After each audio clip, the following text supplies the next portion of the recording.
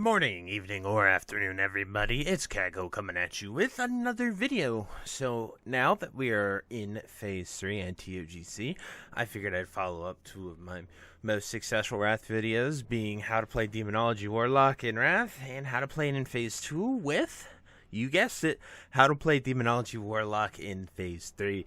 Now, I have come a very long way from my next days to where I'm at now.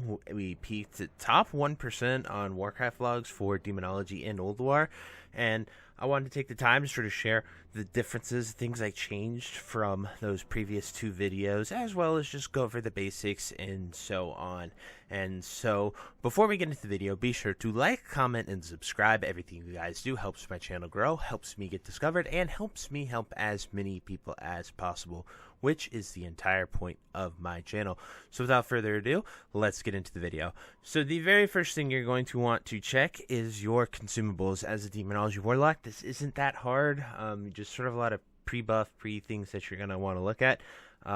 Most raids drop feast because some classes need that, but it's the exact same for you whether you use personal food or a feast. But right here we use Firecracker Salmon for our spell power buff. Then you're going to make sure that you have a Grand Spellstone activated, and you will have this on your weapon. It is always Spellstone, never Firestone. That's just how it is, and you're going to go ahead and put that on your weapon. And then finally, you're going to drink a flask of the Frostworm, and then that's it for your consumables and buffs. Little side note is you should always make sure you are soul linked to your pet and a soul stone. If you do not have a soul stone assignment, like on your main tank or whatnot, make sure to put it on yourself. Just saves you a lot of time running back if you are to wipe or something like that. So that is it for our consumables. Next, we're going to talk about our rotation. So I'm going to do a DBM poll here for 10 seconds to sort of show you guys what I do. So first things first is we are going to life tap, and then we are going to pre-pot with our potion of wild magic, and then we are going to always cast Shadow Bolt first. We're going to put our dots up while we're running in, we doom, and then we're going to use Immolation Aura, as well as I have Sapper bound to that. We'll get into more of that later. And then you're just going to blast it with Shadow Bolt. If you get a proc from your Molten Core, you're then going to cast Incinerate, but we unfortunately have not gotten a proc from that. It's just on Corruption Ticks. They have a chance to do that, but unfortunately we did not see any of those procs. But pretty much you're just casting Shadow Bolt, making sure you keep up your dots, keep up your life tap, and so on. And when it gets below 35% and you can chain cast Soulfire, you're going to want to do that. The only reason you wouldn't cast that is because it's a slower cast right now, and it doesn't it costs a soul shard in order to do that. Also, that we use the pre-pot. Now for our combat pot is going to be, once it is at 35%, we would then use our potion of speed. There is that proc I was looking for. So this is where we swap to Incinerate and make sure we get those 3 casts off. So anyway, guys, that is it for the Demonology Warlock rotation. Just showing you a little bit with that. I did forget to mention Potion of Wild Magic, Potion of Speed. You pre-pot Wild Magic to clip your Demonic Pact, and then you use Potion of Speed when it's below 35% to start casting Soulfires, or if you get a second Metamorphosis during the fight, that is also a great time to do it. If it lines up to where you, like, Thorum is a great example of this, where you come down from Thorum and you get Lust, that is a great time to use your Wild Magic. Anytime where you have a Metamorphosis up and Lust up, you're probably going to want to use your Wild Magic potion there. It's super niche, just really depends on your guild, your fights, your kill times, a lot of variables with that before we sort of, can say specifically you do this. So next thing I want to talk about is sort of my talents, my glyphs, and my macros. So we're going to look at our talents. So this is the tree that we have used. This is some switch up. We're using improved health stones, as well as we only go, we take the 2 out of Demonic Embrace to run this talent tree. You do this because you do not want to. It is like a 5-10% DPS loss, at least it seems that way because of how health interacts with your pet and you. But having the improved health stones is very nice for your raid, and they will definitely thank you. Nothing too crazy with the spec, pretty normal. Once you have your 2 set, you sort of go out of this because your 2 set for tier 9 gives you 10% critical chance, so it's really nice that you don't have to go into improved demonic tactics. Then we take a look at destruction. This is where we've sort of differed from previous videos. Someone even commented on this about insanity and whether you'd use this or not. And so I thought concentration aura was enough from paladins, and so you didn't have to worry about this.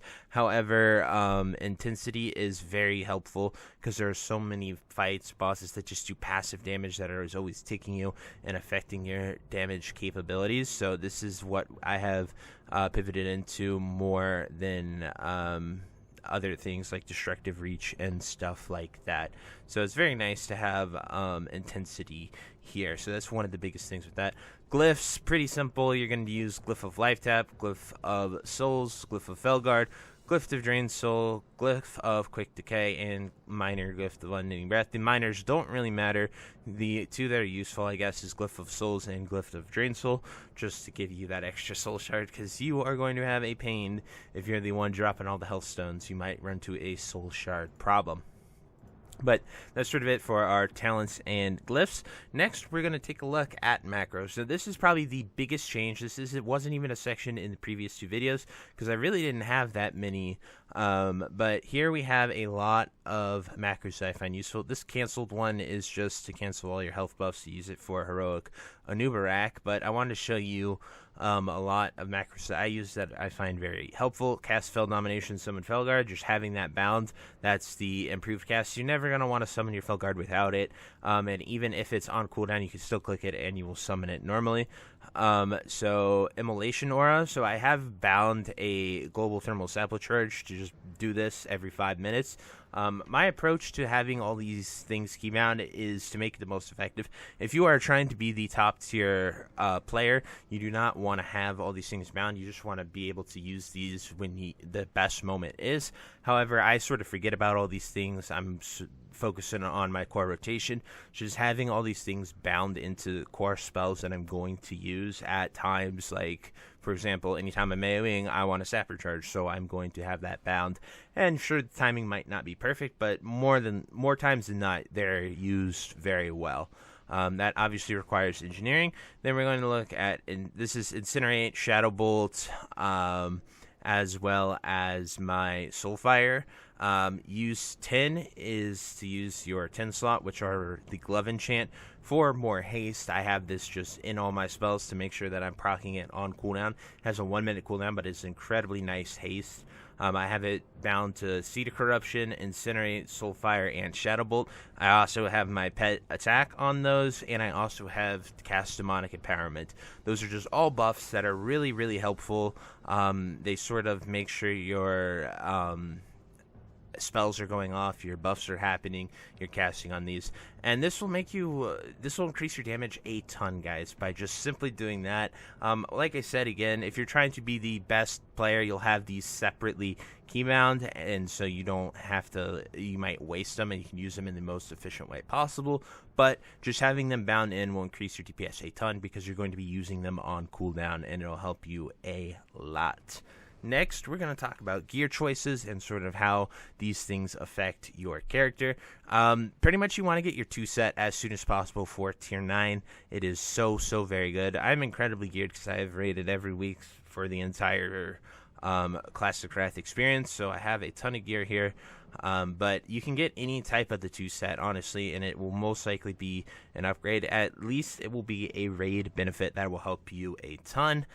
Pieces that are in Old War hard mode that you are going to use is mainly going to be trinkets. Your trinkets are very important for a Demonology Warlock. I would definitely focus on getting a Flare, Living Flame, Dying Curse.